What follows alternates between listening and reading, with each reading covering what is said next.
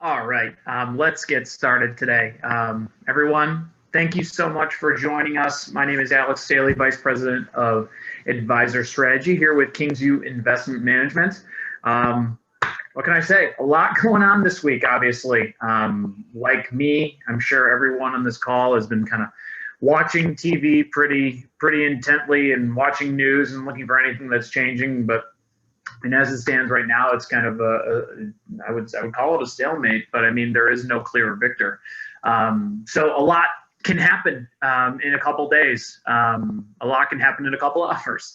But there's a lot of weird things going on. I mean, markets are reacting differently. The uncertainty you'd think would equate to a different expression in the market. However, we are looking at something very different. So this is very timely. It's the end of the quarter. So yeah, we have a lot of good things to discuss. Quarter end, some earnings stuff, some commentary from our portfolio management team. If you can go to the next slide. Scott Martin, our Chief Investment Officer, as usual, and then again, Paul Nolte and Buff Dormeyer. Buff will be giving us some technical analytics and what he's seeing as far as charts are concerned. So, as usual, I want to hand it off to our esteemed and fearless leader, Scott Martin, to kind of take it away. Scott, how are you, my friend? I'm well, Alex. Thanks. And fearless, I think, is an adjective I was hoping you'd use, because I think right now, everybody, we have to be fearless, and there's a lot of fear. So that's hard to do when there's a lot going on. And fear is really something that obviously drives, I think, a lot of market emotion, a lot of investor sentiment. But fear is present everywhere. And so there's a lot of things going on, I think, in everyone's lives, both personally and professionally, and certainly around the election, end of the year, COVID, everything else we've talked about in all these calls most of the year. And thank you all for joining us on these calls most of the years. It's been very helpful. We've gotten a lot of great feedback from you on what we've been talking about. But these are times when we really have to, as advisors and stewards of clients' wealth, continue to do what we do. We have to be steady. We have to be present, and we have to be reliable as advisors. And while I do believe that the fear of everything that's going on with respect to the stalemate on the election, to anything regarding COVID, and even the market's reaction, which was relatively passionate today, but could be completely different tomorrow, and was completely different, if we recall, last Thursday when we fell about 1,000 points in the Dow.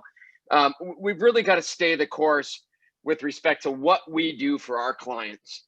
And that's where I believe that we can get some of that fear assuaged inside of us, is that if we can just know that while there's all this craziness going on outside our door, the media is wild. As many of you know, I do a lot of media myself. Paul Nolte does as well, who's on this call. I was, in fact, on Fox last night from about 3 to 4 a.m. Central Time, talking about the delays in the election, the counting that was going on in Wisconsin and in Pennsylvania, outside the Philadelphia area, and even in Georgia and Arizona. And there was so much fear and so much anticipation and angst really out there that the media was just going on and on about. But I'm sitting there thinking, while there's all these crazy things going on, we need to be the same people that we need to be, as far as we need to be that same kind of calming effect, that reliable effect for our clients. And we have to be the same kind of source for them throughout all these crazy times, good or bad, and of which there's going to be many going forward. So as we go through the call today, please take note and take heart with what we're kind of talking about as we get into some of the deeper data with Paul and Buff, as it pertains to what the market is telling us and what we're seeing as far as some of the economic indicators. But just remember that while we'd love to tell you that we know the exact future here, and we love to tell you that days like today are going to be more populous in nature going forward, it's hard to say. There's a lot of things and a lot of unknowns that are still out there. But what we can do that we think we can control is how we step up for our clients through these times and help them kind of deal with their fear, deal with their angst, and know that they've got us to rely on when it comes to being their stewards of wealth and their planners for their financial lives. So with that, Paul Nolte, I'll turn it over to you for an assessment on the markets, the economy, some of the recent election things, and be back at you with some final thoughts. Go ahead, Paul. No, thanks, Scott. I appreciate it. Yeah, unfortunately, my magic 8 ball broke last night. So we're kind of flying blind. Uh, and we're going to do this in a couple different, in 2 parts here. We're going to obviously look at the usual economic stuff. And then we're going to kind of take a look at the markets in context. Now that we've been about 6 months out from the coronavirus bottom, and we've gotten now 2 quarters worth of earnings, we can take a look at now what the markets are seeing and what they're anticipating, and put it in some historical context. We're now through the election. We should know by Friday, we think, who the next president's going to be. So that worry gets put aside. We still have COVID, as Scott alluded to, and we have the economic data. We have a Fed meeting this week. But the big economic data is the jobs report, which comes out Friday. So this is the cliff dive that we went through in March and April, and how we've recovered. And you'll notice we've really only recovered half of the gains really that we've seen since the bottom in 2008 and 9. And this goes to the K recovery that we've talked about. And we saw it in a lot of the economic data even this week, with the ISM manufacturing in the US and around the world came in generally above expectations. The ISM data for services generally came in below expectations for the US and around the world. And so the manufacturing sector is doing very well. They're making all kinds of stuff. But the service side, which is 2/3 of the US economy, is struggling at this point because, again, services are the museums, the ballparks, the bars, the restaurants, the theaters, et cetera, that are in various stages of shutdown. So Friday, we're going to get this piece of data, and it's going to be about 600,000, which is historically a very good number. But again, in the context of where we've been, we've got a long way to go. So again, going back to the service part of the economy, the next couple slides can show you what we're talking about. This one is, again, some of the stuff that we look at on a daily basis. So this is the amount of people that are going through TSA, and we bumped up to 1 million people just 2 weeks ago. But you can see, obviously, it's a noisy chart. But if you go back to where we are today, that's essentially the same number that we saw in July, August. So there really hasn't been that growth that we'd like to see. We're still roughly half, a little bit below half of where we were before COVID. And again, TSA, airlines, et cetera, service part of the economy. The other part is the bars and restaurants. And that's the next one up. If you take a look at, are we making reservations? Are we going out to eat? The dark line is the US, and they took a look at Texas, California, New York. But you look at that dark line, the US, we're essentially back to where we were early September, late August. We're coming into the winter months. And different states have different shutdowns. Those of us in Illinois, most of the bars and restaurants are not allowing inside seating. Not a problem today when it's 70 degrees and sunny, but it will be a problem in another month or so when it's going to be about 20 degrees and a wind chill of 0. So this is the part of the economy that's going to be struggling going forward. Manufacturing is going to be okay. The service side is going to be tough. So how does that filter through to inflation? And when we look at inflation, it's been the Fed's worry. They're meeting this week. They're not likely to be doing anything. They're going to pound on Congress for more stimulus, but the inflation numbers are still very, very low. So when we talk about a 2% average inflation rate, and that's kind of now the Fed's new target, their favored methodology, the PCE and the core PCE, are well below that 2% level and have been for generally much of the last 20 years. We popped up against it, certainly in the just before the financial crisis, but really since that time, we've really struggled to stay meaningfully above 2% for a long period of time. And I think some of that has to do with the debt issues. And along those lines, when we take a look at the debt, we look at the yield curve. And the yield curve is instructive for us. And you can see as we come out of prior recessions, and yes, we are still in a recession. We haven't been officially taken out of recession, although I think that will be coming fairly soon. You can see that the yield curve gets very steep very quickly coming out of those recessions.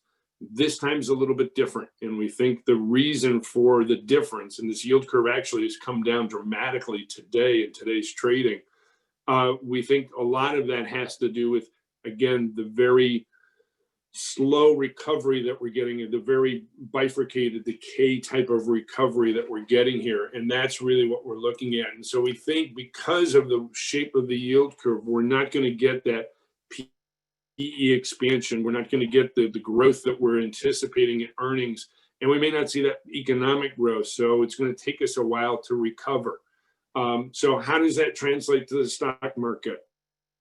Well, obviously the PE right now is fairly high. It goes back to, levels that we last saw in 2000. This is obviously driven by the FANG Plus names. The average PE for the S&P 500 is still fairly high when we incorporate all the stocks in there, but this has really been driven by the very large names in the markets. And you saw the big spike downward. And as we talked in March when this was going on, we said that the forward looks pretty good. The rate of return that we would anticipate was decent. We got below that average, a historical average, if only for maybe a couple trading days. We're now back up at the very high level. So again, the future doesn't look as good because we have now appreciated dramatically off those lows. But what about earnings? If we take a look at what the earnings picture looks like, we've fallen dramatically. And again, it's somewhat similar to what we saw in the financial crisis. A much steeper decline, but in magnitude, somewhat similar. So now we have to look forward. And if you use 2007, 2008 as a template, we are going to be 5 years from peak to new peak highs. So if this is the peak, we look 5 years forward, 2025 maybe, before we see a new peak in earnings per share. So again, when we take a look at those numbers and we're using history as a guide, and we can all argue that maybe today is different, but a couple things to look at is, again, the differences between the service and manufacturing sector, the amount of debt that we're carrying and continuing to issue stimulus, and the fact that we're looking at technology as really being the key driver of the economy at this point. It may be a little bit more difficult for us to get back to those old highs. So you say, well, okay, but that's the market, that's the PE. Let's look at some of the other metrics here before we turn it over to Buff. This is the last slide. This is the whisker chart, if you will, and this takes a look at the next slide, please. There we go. Perfect. This takes a look at a variety of things: price to book, price to sales, price to cash flow, dividend yield. And if you look at the black diamond, that is where we are today. And we're well above 2 standard deviations expensive in a lot of these measures. So we're well away from, and even looking at a year ago we were kind of close to average in a lot of these metrics, but now we have moved up very high in those metrics to the point that, again, future returns are going to be a little bit more difficult. So it's going to pay to be diversified. It's not going to be technology and only technology. You're going to be wanting to be a little bit more diversified, not just US, but international, not just stocks. Yes, bonds do diversify the portfolio. So we think going forward, instead of being a very focused portfolio, which has worked extremely well over the last 3 to 4 years, a more diversified portfolio is going to work, I think, going forward, given the economic landscape as well as the financial landscape that we're seeing right now in the financial markets. And looking at the financial markets and looking at stocks, Buff, how does the technical picture look?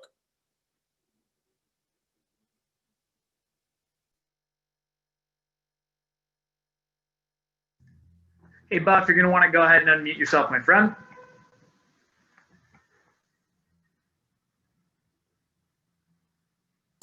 Okay, can you hear me now?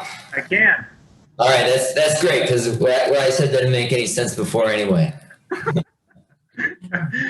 Perfect. Okay, so let's take a look at the charts and see where we're going.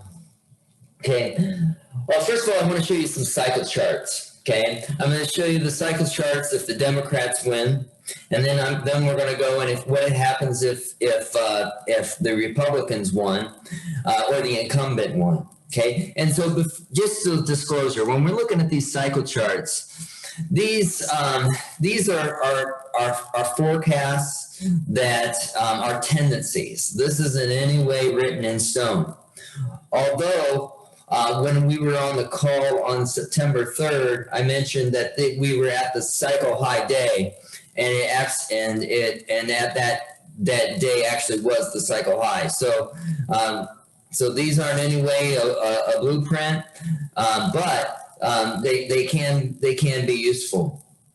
So in kind of to use an analogy, if you're going to go traveling and you wanted to know what the temperature might be, you might look at the seasonality trends of the temperature at a certain place at over a certain period of time, and that's what these cycle trends are. These are looking at what has happened in the past over time.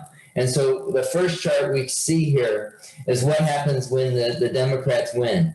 And you can see that you get a little bit of a surge, then it pulls back, and then as we go through the month, and then December we rallied back. This is historically what has happened when the Democrats win. And so what happens if Trump won, if the Republicans won? And you can see, again, here more of a bigger shift up, and that continues out to the end of the year.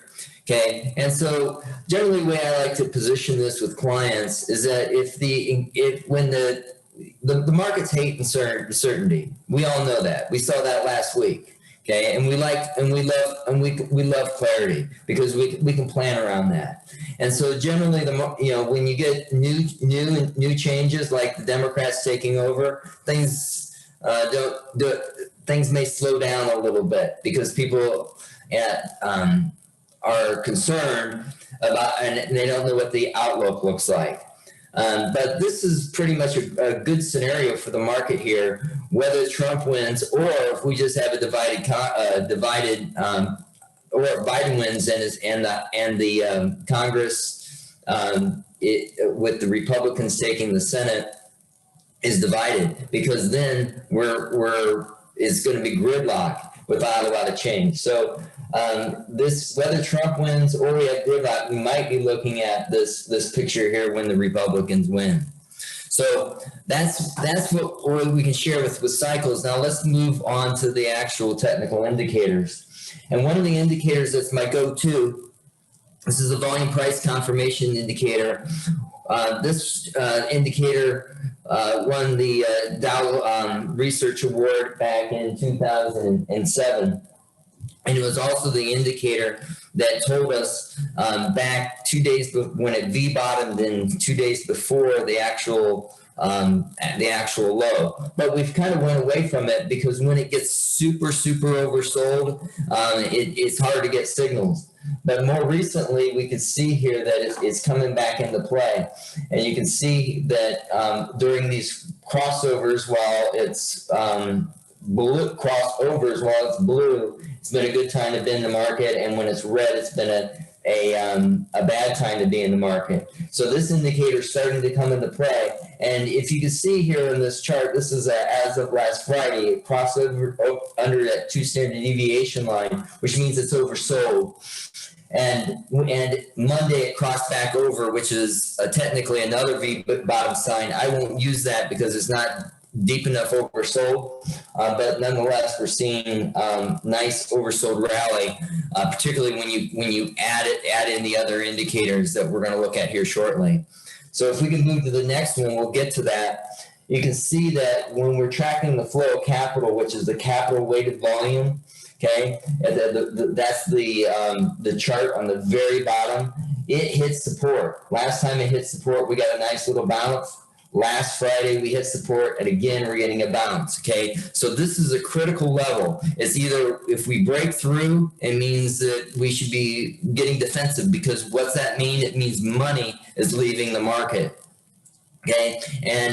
But when it hits that support, is often a time where buyers come in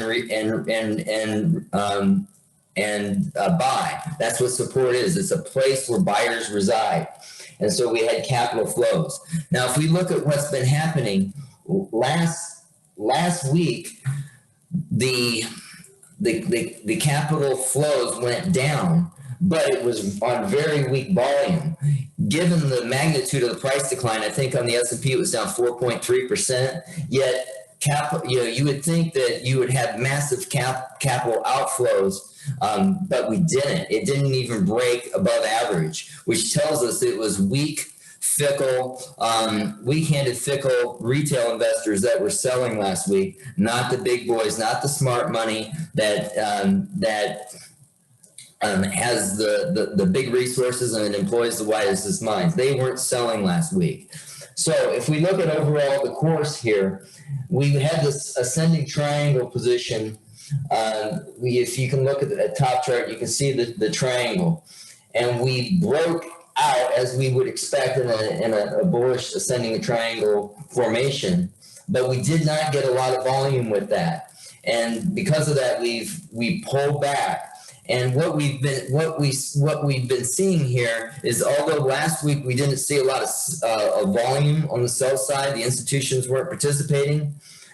Over the last several months, the institutions, when the market's been trending upwards, they weren't buying much either. So the institutional smart money has been more on the sidelines here, not taking long or reducing positions. They're kind of watching what's been happening here.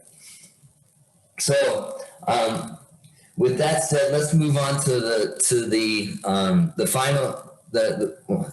final chart, and that is the leading indicators. And so as of last week, you can see that the way I would like you to point out is the advanced decline line, which is measure of liquidity, has been showing that there's less liquidity in the market. It's been pulling back some. It'll be interesting to see what we see this week with that, because as I think I heard Paul say before, it's a bifurcated market. Even today, we're seeing more of that bifurcation, because although the NASDAQ was really strong, some areas of value, small caps were nearly as strong. So we're not seeing the whole market move up in unison like you would expect, given the magnitude of the appreciation today. So overall, the seasonality looks fairly positive, particularly if the incumbent were to retain. But either way, I think that because from a cycle perspective, because we've seen the division of powers with the Senate most likely being held by the Republicans, we will have certainty in that a lot of the policies that either side may offer probably aren't going to be there. So no change provides a little bit more certainty as to what may happen, which is overall bullish for the market. And then if we look at capital flows, we're trying to regain that right now, but still the verdict is still out. And so we'll need to keep a tight eye on these indicators going forward. Great. Thanks, Buff. Appreciate the insight as always. So yeah, I wanted to hand it back over to our CIO, Scott Martin, for some final thoughts. Yeah, great. Thank you, gentlemen. Appreciate working with everybody that spoke today. Paul, Buff, fascinating stuff, and certainly things to keep in mind as we go forward here. And like was said by my compatriots, to use a word there's going to be a lot of data coming out in the next few weeks, months, and period. And there's going to be a lot of emotions flowing in the markets, and a lot of emotions flowing amongst our clients as to how they want to handle it and handicap it. And just remember that the one thing that we can help clients do is stick to their plans, stick to the financial roadmap that you've laid out to them as their financial advisor and planner, and let them know that based on some of the things that we talked about today, the investment committee at Kingsview has our handle on things. We have our thumb on the pulse, and we are able to take the data. That the data is going to be the data. The data is going to be our best directive going forward. Fear, greed, emotion that comes into play about whether Biden comes in and does a great job, does a horrible job, whether Congress, being the way it is as a divided House, divided between the House and the Senate, is going to be good or bad. Those are all things you're going to hear people pontificate about for weeks and months to come. But the reality is that the data that we use is going to tell us where the markets are going. The data is going to give us the probability and let us know what asset classes we want to invest in, and whether it's through some of the Kim portfolios that you use on the more strategic side, or some things on the more tactical side, which, by the way, we have just the monthly performance reports on their way to your office very shortly here today, tomorrow, with respect to some of the end of month performance numbers through October. And so those will be things you can use to help kind of coordinate some of the plans that you have for your clients and their portfolios. Obviously, reaching out to Alex Staley, who's on this call, for any help that you need with respect to any marketing help or any kind of portfolio design work. He's done a great job on that and helping our advisors kind of formulate their plans when it comes to implementing Kim into the portfolios. But you're going to have a trusted, reliable, documented, and defendable source when it comes to how we're going to position portfolios, how you're going to position portfolios going forward into this new phase of the economy and this new phase of politics. And so, as I I'll finish up here, but as I kind of let off my comments, I'm not worried about the fear. And I don't think you should be either. I think there are things to fear. Don't get me wrong. It's the only thing to fear is fear itself. Yes, but there's going to be fear out there. And I think we can have some fear, but you also have to have the reliability and the confidence in knowing what we can do for our clients and knowing where we can be in our clients' lives as that steady, calming path for them, so that they know they can rely on us is really key to, I believe, having that strong relationship and making the relationship last, and certainly being as successful as we can for them.